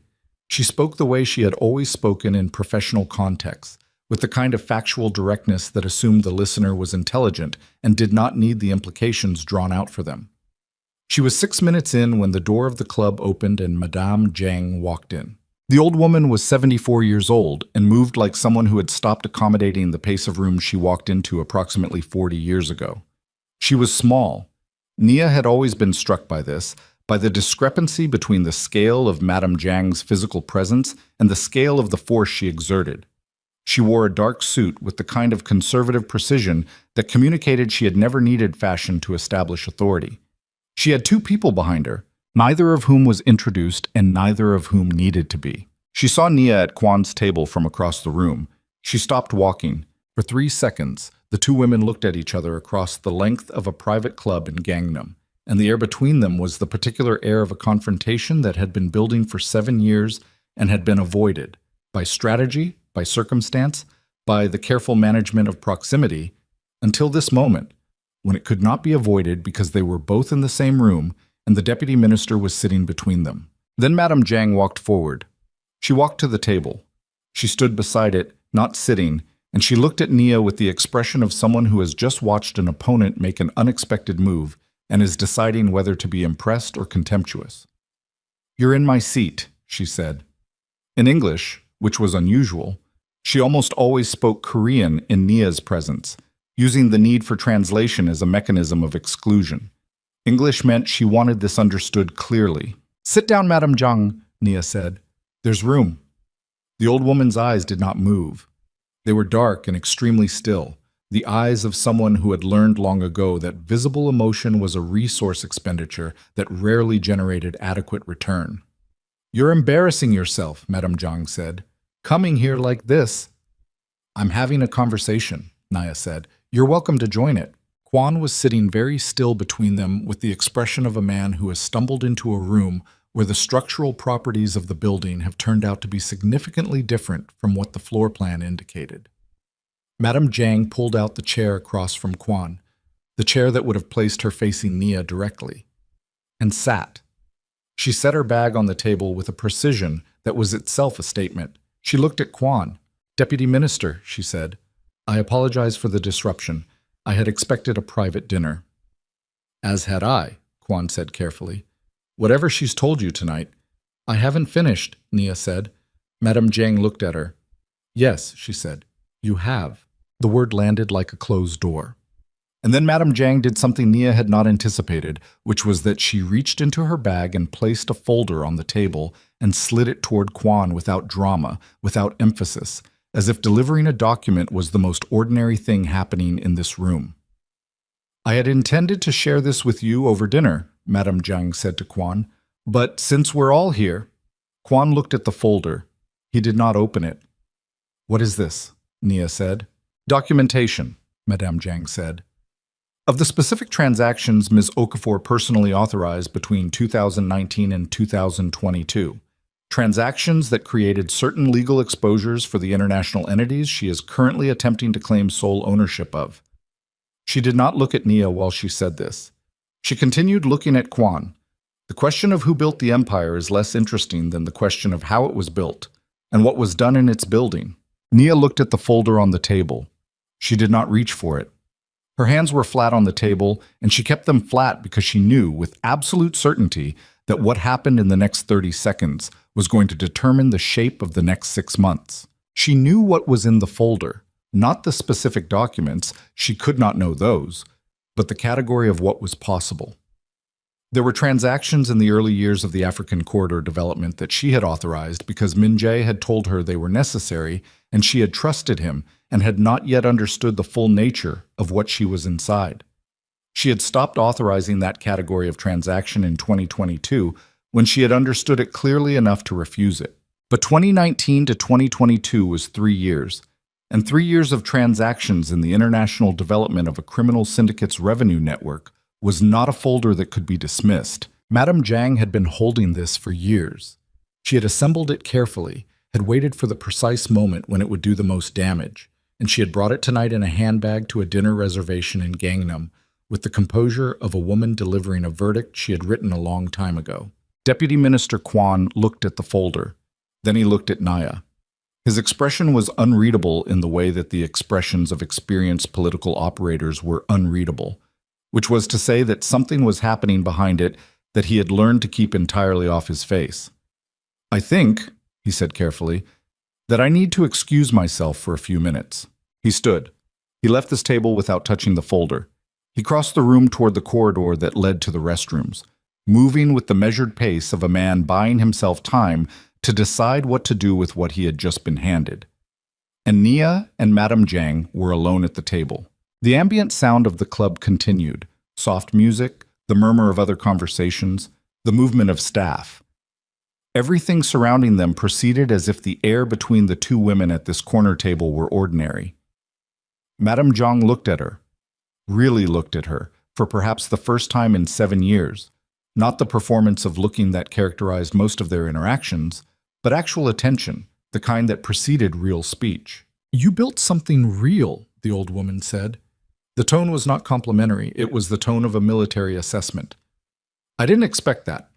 I thought you were another clever foreigner who would become comfortable and then become manageable." A pause. "You were not manageable." "No," Nia said. "But you made errors," Madame Zhang said. "In the beginning, when you trusted him. Those errors are in that folder." "And what do you want?" Nia said. "For the folder." The old woman's expression did not change. "I want you to withdraw the legal filings, all of them. I want you to accept the dissolution terms Bay prepared, which are generous, more generous than you deserve, given the exposures in that folder. I want you to take your daughter and go back to wherever you came from and build whatever it is you want to build somewhere that is not inside my family's house." Nia looked at her. "And the co-registration will be dissolved. You will be paid fairly for the originating interest. Your daughter will receive a separate settlement. All of it will be clean and documented, and there will be no further legal action in any direction." The offer was, on one level, rational, generous even, by the standards of the situation. An exit with resources, with legal clean hands, with documentation that protected Amara's future financial security. She could take it. She could walk out of this club tonight and call Singapore and instruct them to begin a controlled wind-down, and in 6 months she would be somewhere else, building something else, with enough capital and enough institutional knowledge to start over at a level that most people never reached in a first attempt. She could take the offer. She looked at the folder on the table. She looked at Madame Zhang's hands, folded precisely, with the patience of someone who has been patient for a very long time and has learned that patience was not the same as waiting. It was a form of pressure. She thought about Amara in the school counselor's office. The composed posture, the loosened braids, the deliberate 6-year-old voice saying it's more complicated than that. She thought about Harin's phone, the cloud account, the photographs of documents that proved the selection and the manufacture and the careful clinical planning of a replacement. She thought about the journalists she had been in quiet contact with for the past 4 months. 3 separate investigative teams across 2 countries, each given a narrow piece of the picture, each waiting for her signal to proceed. She thought about the fact that Madame Zhang had not mentioned Harin once, had not mentioned the documents on Harin's phone, which meant either she knew about them and was choosing not to reveal that she knew, or she did not know, and the young woman in the Mapogu apartment with the cracked phone screen had managed to find and copy those emails without triggering the monitoring apparatus of one of the most surveillance-capable private organizations in South Korea. If Madame Zhang did not know about Harin's evidence, if that piece was still in play— "No," Nia said. The old woman's eyes did not widen. They were incapable of widening in surprise. They had been trained past surprise years ago. But something moved in them, something recalculated. "You're choosing this," Madame Zhang said. Not a question, not a warning. A confirmation, the way you confirmed coordinates before a strike. "I'm choosing this," Nia said. Madame Zhang reached across the table and picked up the folder. She did not open it. She held it. "When Deputy Minister Quan returns to this table," she said, "he will receive this documentation. By tomorrow morning, the other 2 officials you have been cultivating will receive copies through separate channels. Your legal filings will be contested at every stage by every attorney in our network, and we have more attorneys than you have months." She set the folder down again, precisely, in exactly the position it had occupied before. "You are choosing to fight something you cannot win on the timeline that matters. But we'll see," Nia said. "Yes," Madame Zhang said. "We will." Across the club, Deputy Minister Quan was emerging from the corridor. He was walking back toward the table with the careful pace of a man who had made a decision. Nia could not read from his posture which decision it was. Her phone vibrated in her jacket pocket. She did not reach for it. It vibrated again. A pattern she recognized as Oh Seung-tae's notification signal, the 2-pulse sequence that meant urgent. She kept her hands on the table. She watched Quan approach. The phone vibrated a third time. She reached into her pocket, tilted the screen toward her without lifting it from her lap, and read the message in her peripheral vision while maintaining eye contact with the approaching deputy minister. The message was 4 words. Ha-Rin, hospital, call now. The floor did not shift. The lights did not change. Deputy Minister Quan reached the table and pulled out his chair and sat. And Madame Jiang picked up the folder and held it in both hands with the patience of someone holding something that had already done its work. And the ambient sound of the club continued its soft, indifferent murmur. And Nia sat in the middle of it with 4 words on a screen in her lap and understood that whatever she had thought the next 24 hours were going to look like, She excused herself from the table in the way that people excused themselves in rooms like this one, with economy, without explanation, because explaining required justification, and justification required the acknowledgement that someone else's permission was relevant. She told Quan she would be in touch through her attorney. She did not look at Madame Jiang. She picked up her bag and she walked across the club floor and through the side corridor and down the service stairs and out into the Gangnam night, and she was calling Oh before the door closed behind her. "What happened?" she said. 30 minutes ago. Oh's voice carried the compressed quality it carried when he was delivering information he had not yet fully processed himself. Ha-Rin went into early labor. She's at Severance Hospital. The Zhang family was notified. Standard protocol through the resident staff. Min-jae is already there. Nia stopped walking. The street outside the building was ordinary Seoul evening. Traffic, pedestrians, the smell of food from a restaurant 2 doors down, the sky carrying the orange-gray of the city at night. "How early?" she said. 34 weeks. 34 weeks. Not catastrophic. Medicine had made 34 weeks survivable, routinely survivable, and Severance was one of the best hospitals in the country. But not easy either. Not uncomplicated. A 34-week labor was a body making a decision under duress, which was what bodies did when the duress became sufficient. She thought about Ha-Rin in the Mapogu apartment, the oversized knit top, the cracked phone screen, the careful steadiness of a woman managing something very large in a very small container. She thought about the cloud account.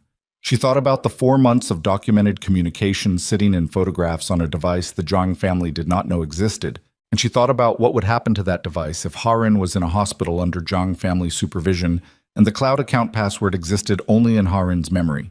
"The phone," Nia said. "I don't know where it is," Oh said. "Find out. Don't go near the hospital. Stay away from anything connected to the Jiang name tonight. But find out where the phone is." She ended the call. She stood on the street for 4 seconds. Then she got into the car and told her driver to take her home, because there was nothing she could do at a hospital and Amara needed her home. And the best thing she could do for Ha-Rin tonight was not be visibly connected to her in any way that gave the Zhang family additional grounds to restrict her access to her own communications. The drive home was 31 minutes. She spent it working through what had shifted. Madame Jiang now knew, or would know within hours, that Nia had refused the offer. That refusal would trigger the next phase, the distribution of the folder's contents to Quan and the other 2 officials, the full legal opposition deployment, the comprehensive pressure campaign that the old woman had outlined across a private club dinner table with the calm of someone reading a prepared text. What Madame Jiang did not know, what Nia was increasingly confident she did not know, was Ha-Rin. Not the pregnancy, not the labor, which the family knew, but the phone, the cloud account, the 22 months of email documentation that a young woman had photographed in the hours after the gala and sent to an account that existed outside the Jiang family's visibility. She needed that evidence to reach the journalists before the folder reached the officials. She worked the phone for the remainder of the drive. She called the Singapore attorney and gave new instructions. 2 additional journalists to receive specific documentation packages. The timing moved from the planned window to immediate authorization to proceed without further confirmation from her. She called Choi and told her to file a formal response to Bei's countermotion before the close of business tomorrow. The most aggressive response they had, the one that contested not just the standing argument, but the entire basis of the syndicate's legal claim to contest the separation. She sent 3 text messages through the secure channel to sources she had been managing for months. Compact messages, 2 or 3 words each, the kind that served as release signals for preparations already made. She got home at 9:47. Amara was asleep. which Parkajosi confirmed with the particular relief of a man who had managed a 6-year-old through an evening that had required more negotiation than anticipated. Nia thanked him, walked him to the door, and stood in the hallway of her apartment for a moment in the quiet. The quiet was different at night, populated differently. The sounds the building made, the HVAC, the distant traffic, the particular acoustic quality of high floors, were the same sounds they always were. But at night, they were the only sounds, and that made them audible in a way the day never permitted. She went to her daughter's room. She stood in the doorway. Amara was asleep on her side, one arm extended toward the edge of the bed, her braids spread across the pillow. The sketchbook was on the nightstand where she always left it, the pencil clipped to the cover. The small face in sleep had the unguarded quality that waking faces in Nia's world almost never had. No management, no calibration, just the absolute honesty of unconsciousness. She stood there for 2 minutes. Then she went to her office and worked until 2 in the morning. At 6:43 the following morning, Oh Seung-tae sent a message. 3 words. Phone is safe. She read the message twice. Then she sent back a single word. Good. What had happened was this. Harin had given birth in the early hours to a boy, 34 weeks and small, but breathing and placed immediately into the NICU, with the prognosis that competent medical staff at a well-resourced hospital gave to 34-week infants when no other complicating factors were present. Cautious, directional, watchful. Harin's phone had been in the bag she had packed for the hospital, and that bag had been with her, not in the apartment, not accessible to the resident staff who would have logged its contents.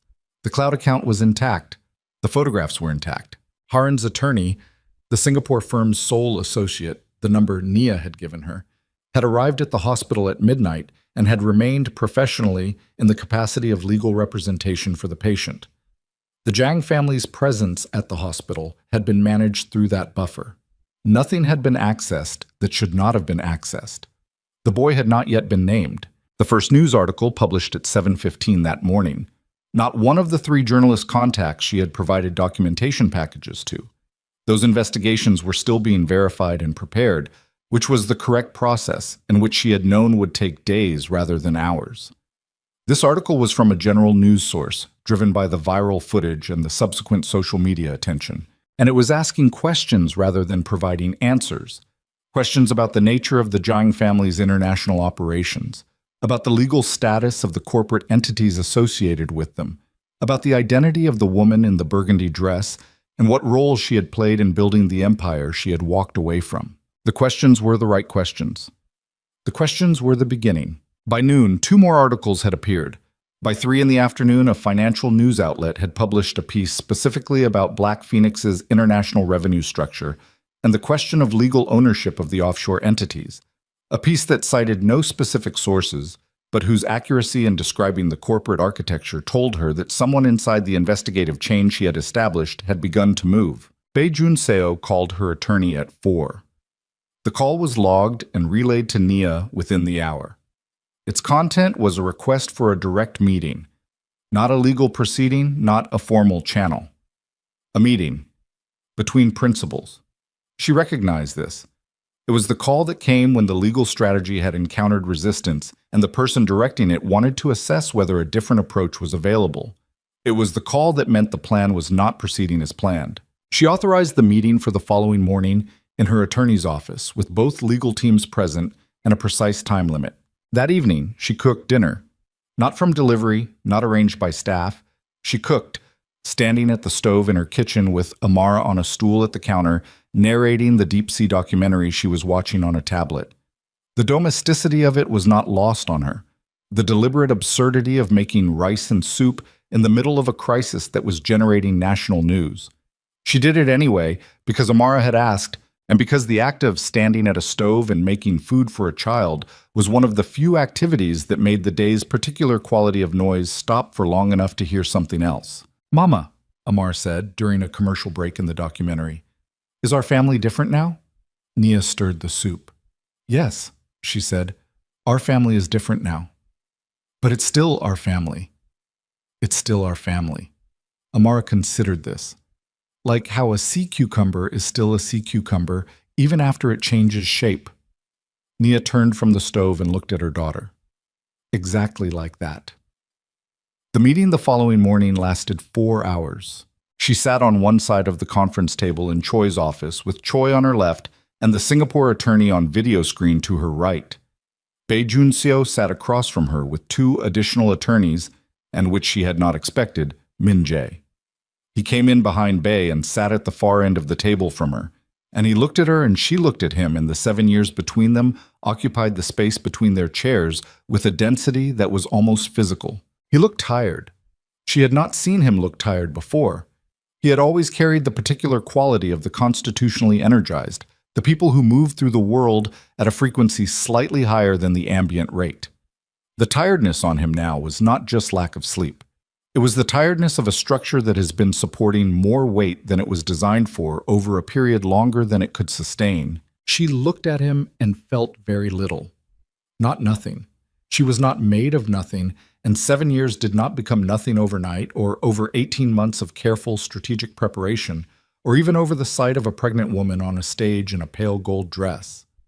But what she felt was less than she would have predicted if she had predicted it, which she had not, because she had not had the bandwidth to predict her own emotional state. It was something quiet and not angry, something in the register of an old wound that had scar tissue over it. Present, but not acute. Bae opened. He was good. She had always respected his technical precision, and the opening he delivered was crisp, structured, acknowledging the complexity of the situation and proposing a framework for resolution that was meaningfully different from the terms Madame Jiang had presented at the club. The offer on the table this morning was substantially better. The co-registration would be dissolved. The challenge to her legal standing would be withdrawn. The African corridor entities and the European licensing framework would be formally separated from the Black Phoenix structure within 90 days. She would receive a clean, documented exit.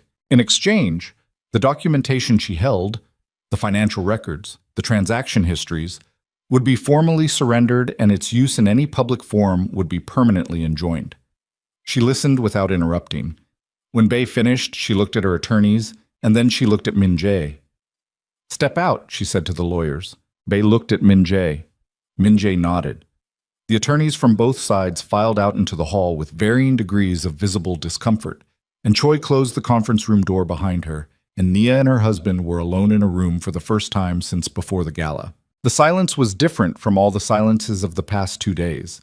It was personal in the way that silences between people who have shared a bed for years were personal, full of the accumulated texture of ordinary time, which was somehow harder to be inside than the dramatic time. "You look tired," she said. "Yes." No performance in it, just the word. "How is the child?" He looked at the table briefly, then back at her. "Small, breathing. They say he'll be fine. And Harin, she's..." He stopped. "She's going to be all right. It wasn't an easy labor."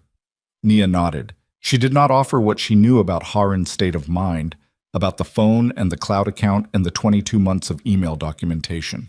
She had provided those things to the journalist through her attorney, with Harin's explicit consent transmitted through the Singapore firm. The publication of that documentation was now a matter of timing, not decision. "The offer Bae presented," she said.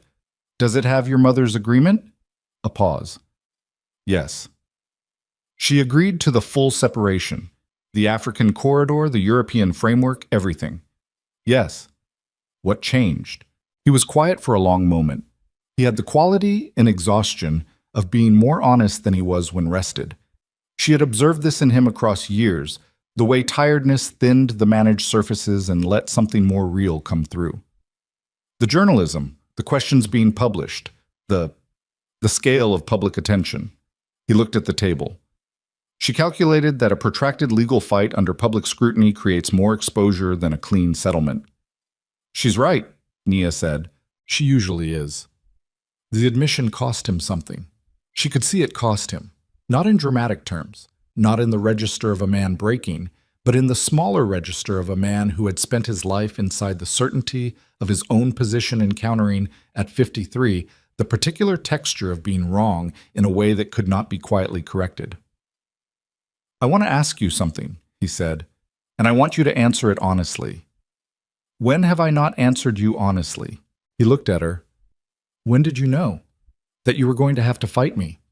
She considered this. It was a real question, and it deserved a real answer. I started building the legal preparation 18 months ago, she said. But I knew before that. I knew approximately 26 months ago, at your father's memorial dinner, when your mother looked at Amara and said something about bloodlines, and I watched your face while she said it, and you didn't disagree. He absorbed this. I didn't disagree because I know why you didn't disagree, she said, not unkindly. You were managing her. You were always managing her, and managing her required not contradicting her in the moment, and I understood that. But I watched your face. And what I saw wasn't management. What I saw was a man who had already begun to wonder if his mother was right. The silence after this was the longest of the meeting. I'm sorry, he said. The words were simple and without architecture. No justification attached. No because, no context clause. Just the statement. I'm sorry for the way it was done. The gala, she said. Yes. Amara shouldn't have been there. There should have been a private conversation first. I told myself there were reasons for the timing, but he stopped. There were no good reasons. I made a cowardly choice, and I called it strategy. Nia looked at him. She felt in this moment the thing she had not expected to feel. Not vindication, not relief, not the hot satisfaction of having been right about something. She felt something quieter, something that existed in the space where the anger had been before the anger finished its work and left. Amara needs her father, she said. Whatever the rest of this is, the legal process, the companies, all of it, Amara needs her father to be present in a way she can count on. Not the gala version, not the managed version, the actual version. I know, he said. I need you to commit to that before we go back to the lawyers. I commit to it. Not to me, she said. I don't need your commitments to me anymore. To her, to Amara. He was quiet for a moment. Then, to Amara. Yes. She stood. She went to the door and opened it, and the attorneys filed back in with the careful speed of people who had been listening for the sound that meant the private part was over. The meeting lasted another 90 minutes. The settlement terms were negotiated in the clinical language of corporate restructuring, and when they were complete, they were documented and initialed by both parties pending formal execution. And Bae Jun-seo shook hands with Choi with the professional cordiality of two people who had been adversaries and were now processing the conclusion of that adversarial status, and Min-jae left without further conversation, and Nia stood at the window of the conference room and watched the city below while her attorneys assembled the documentation. The first major investigative article published 3 days later. It was not from the journalists she had provided documentation to. Those were still in production, still being verified. The careful work of investigation that required time to do correctly. This article was from a financial outlet that had been independently working the story from the public record, following the questions raised by the first round of coverage. It reported on the corporate structure of Black Phoenix's international operations, on the legal contest over the offshore entities, on the settlement that had been reached. It was accurate. It was carefully sourced. It treated Nia by name as the architect of the international network and the prevailing party in the dispute. The syndicate's political protections, which had been maintained for 30 years through a specific set of relationships with specific officials, began to loosen within the week. Not because of a single dramatic event, because of the accumulated pressure of public attention on a structure that had depended on invisibility to function. Deputy Minister Kwan had, in the end, not acted on the folder Madame Jang had provided. He had received it, and he had read it, and he had then, through a process of political calculation that Nia would never have full visibility into, decided that the most prudent position available to him was equidistance. He did not become her ally. He did not become her adversary. He became unavailable to both sides, which in the circumstances was the best she could have reasonably expected. The investigative journalism she had prepared for, the 2 international teams, the documentation packages, the 22 months of email chain that Ha-rin had photographed on a cracked screen phone in the early hours after the gala, published 6 weeks after the settlement. Both pieces ran within 48 hours of each other, coordinated without explicit coordination, in the way that simultaneous journalism sometimes occurred when multiple outlets were working from the same underlying reality. The email chain documenting Ha-rin's selection and management was the centerpiece of one piece. The financial documentation was the centerpiece of the other. Together, they were comprehensive in a way that neither was individually. The response was significant. Government inquiries were announced in 2 jurisdictions. Investors began the quiet process of repositioning. Several of the political figures who had maintained the closest relationships with the syndicate found reasons to make public statements about the importance of legal accountability. Black Phoenix did not collapse. It was not going to collapse. It was too entrenched, too structurally embedded in too many legitimate and illegitimate systems. What it did was contract. Its political protection became expensive in a new way. Its international ambitions became cautious in a way they had not been since before Naya had arrived. It survived, but it survived smaller. And the smallness was permanent in the way that institutional contractions under public scrutiny tended to be permanent. Madame Jiang said nothing publicly. She returned to the pattern she had maintained for decades. Invisible, effective, operating through channels that ran beneath the level of media attention. Naya did not hear from her again. She did not expect to. The old woman had made a calculation, had acted on it, had encountered a counter-calculation she had not fully anticipated, and had absorbed the result with the composure of someone who had been in adversarial situations for 50 years, and understood that absorbing defeat cleanly was itself a form of strategy. Harin's son was named by his mother alone. The name she chose was not from either side of the family. It was a name she had selected herself, from a list she had made before the labor began, in the hours when she had understood that she was about to become the only person her child could count on to have chosen him without a strategic framework underneath the choice.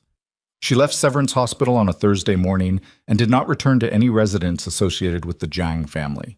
The Singapore attorney's sole associate had prepared the documentation for her independent establishment with the same efficiency she brought to everything, and Ha Rin moved into an apartment in a district she had chosen herself, in a building where the doorman did not know her name. She and Nia spoke twice more in the weeks that followed. The conversations were brief and functional, practical matters, documentation questions, the business of 2 women managing the aftermath of a situation that had briefly made them necessary to each other.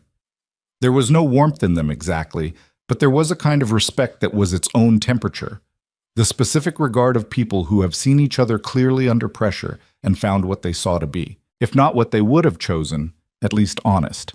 Okafor Global Holdings was formally registered 6 weeks after the settlement. The name was not dramatic in intent.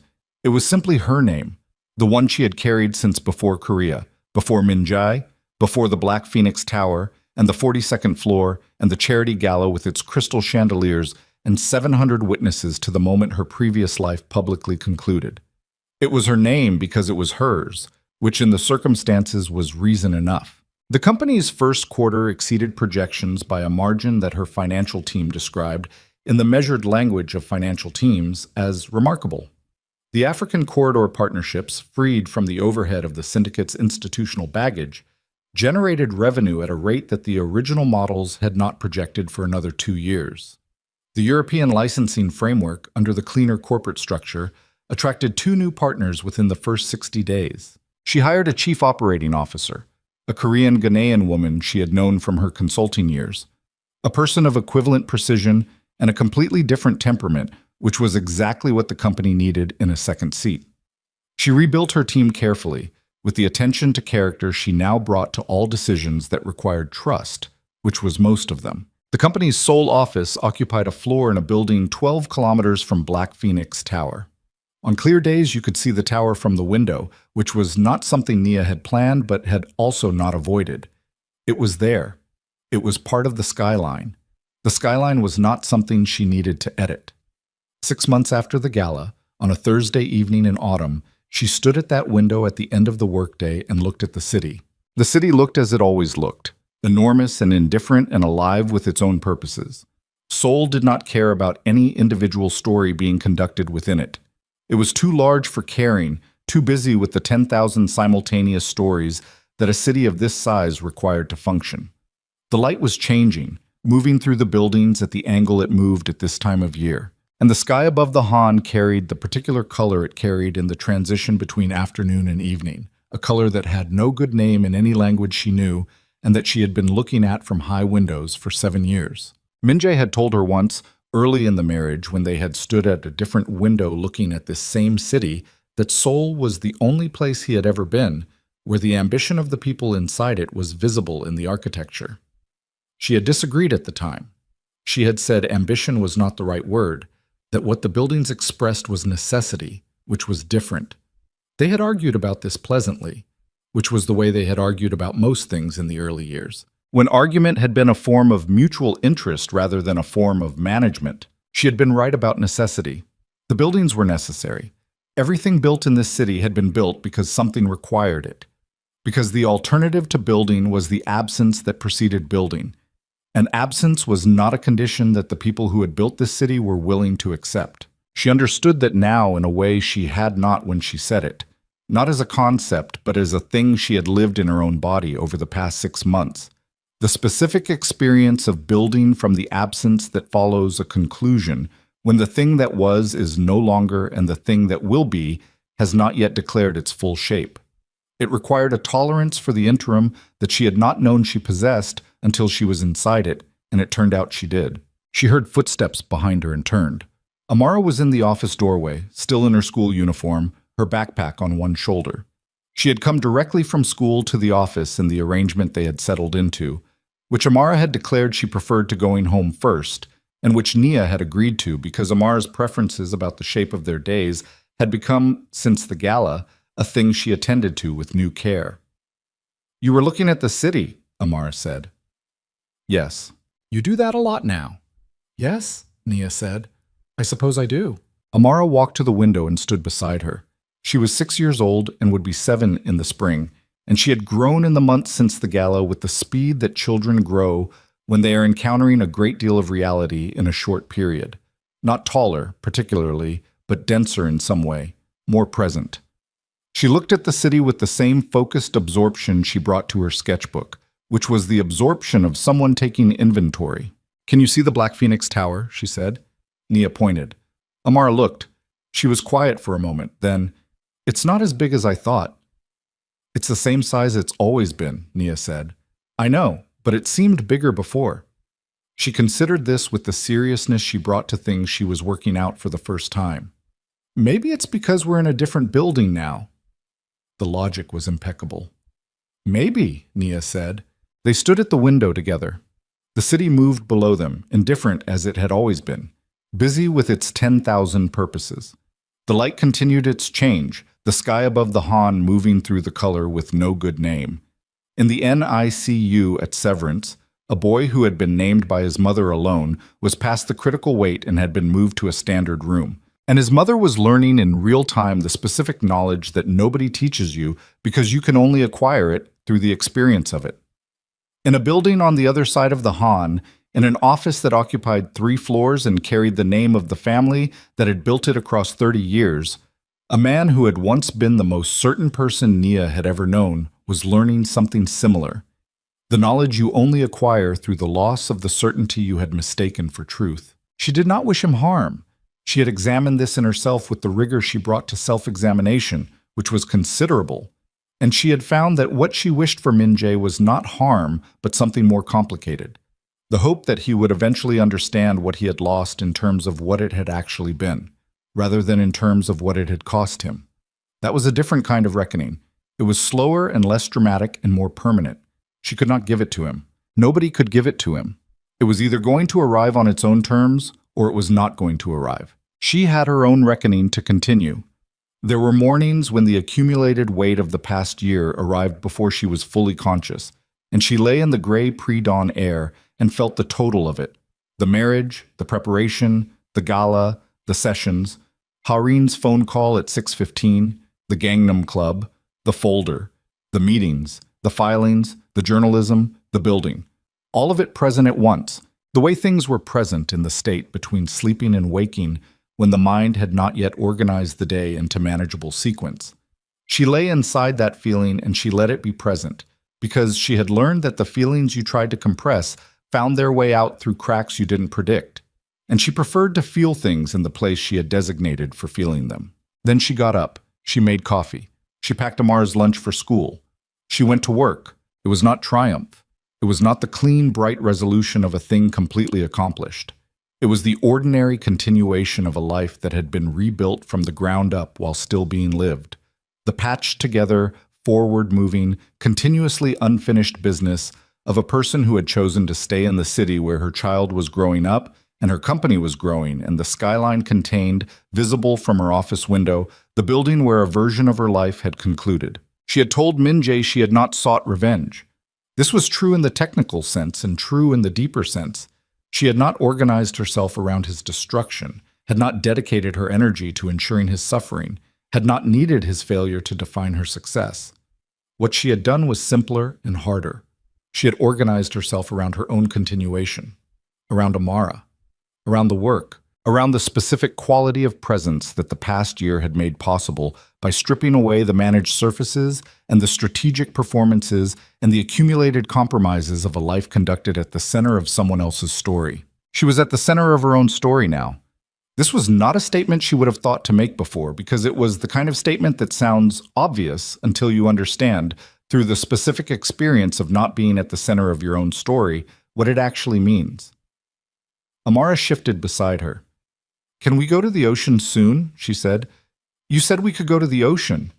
"I said yes to the ocean," Naya said. "Pick a weekend." Amara turned from his window immediately, already thinking. "Not this one. The next one. Can we take the sketchbook?" "We can take the sketchbook."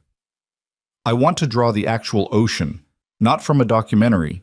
She said this with the authority of an artist who has identified the limitation of working exclusively from secondary sources. "The light is different in real life." "The light is different in real life," Nia agreed.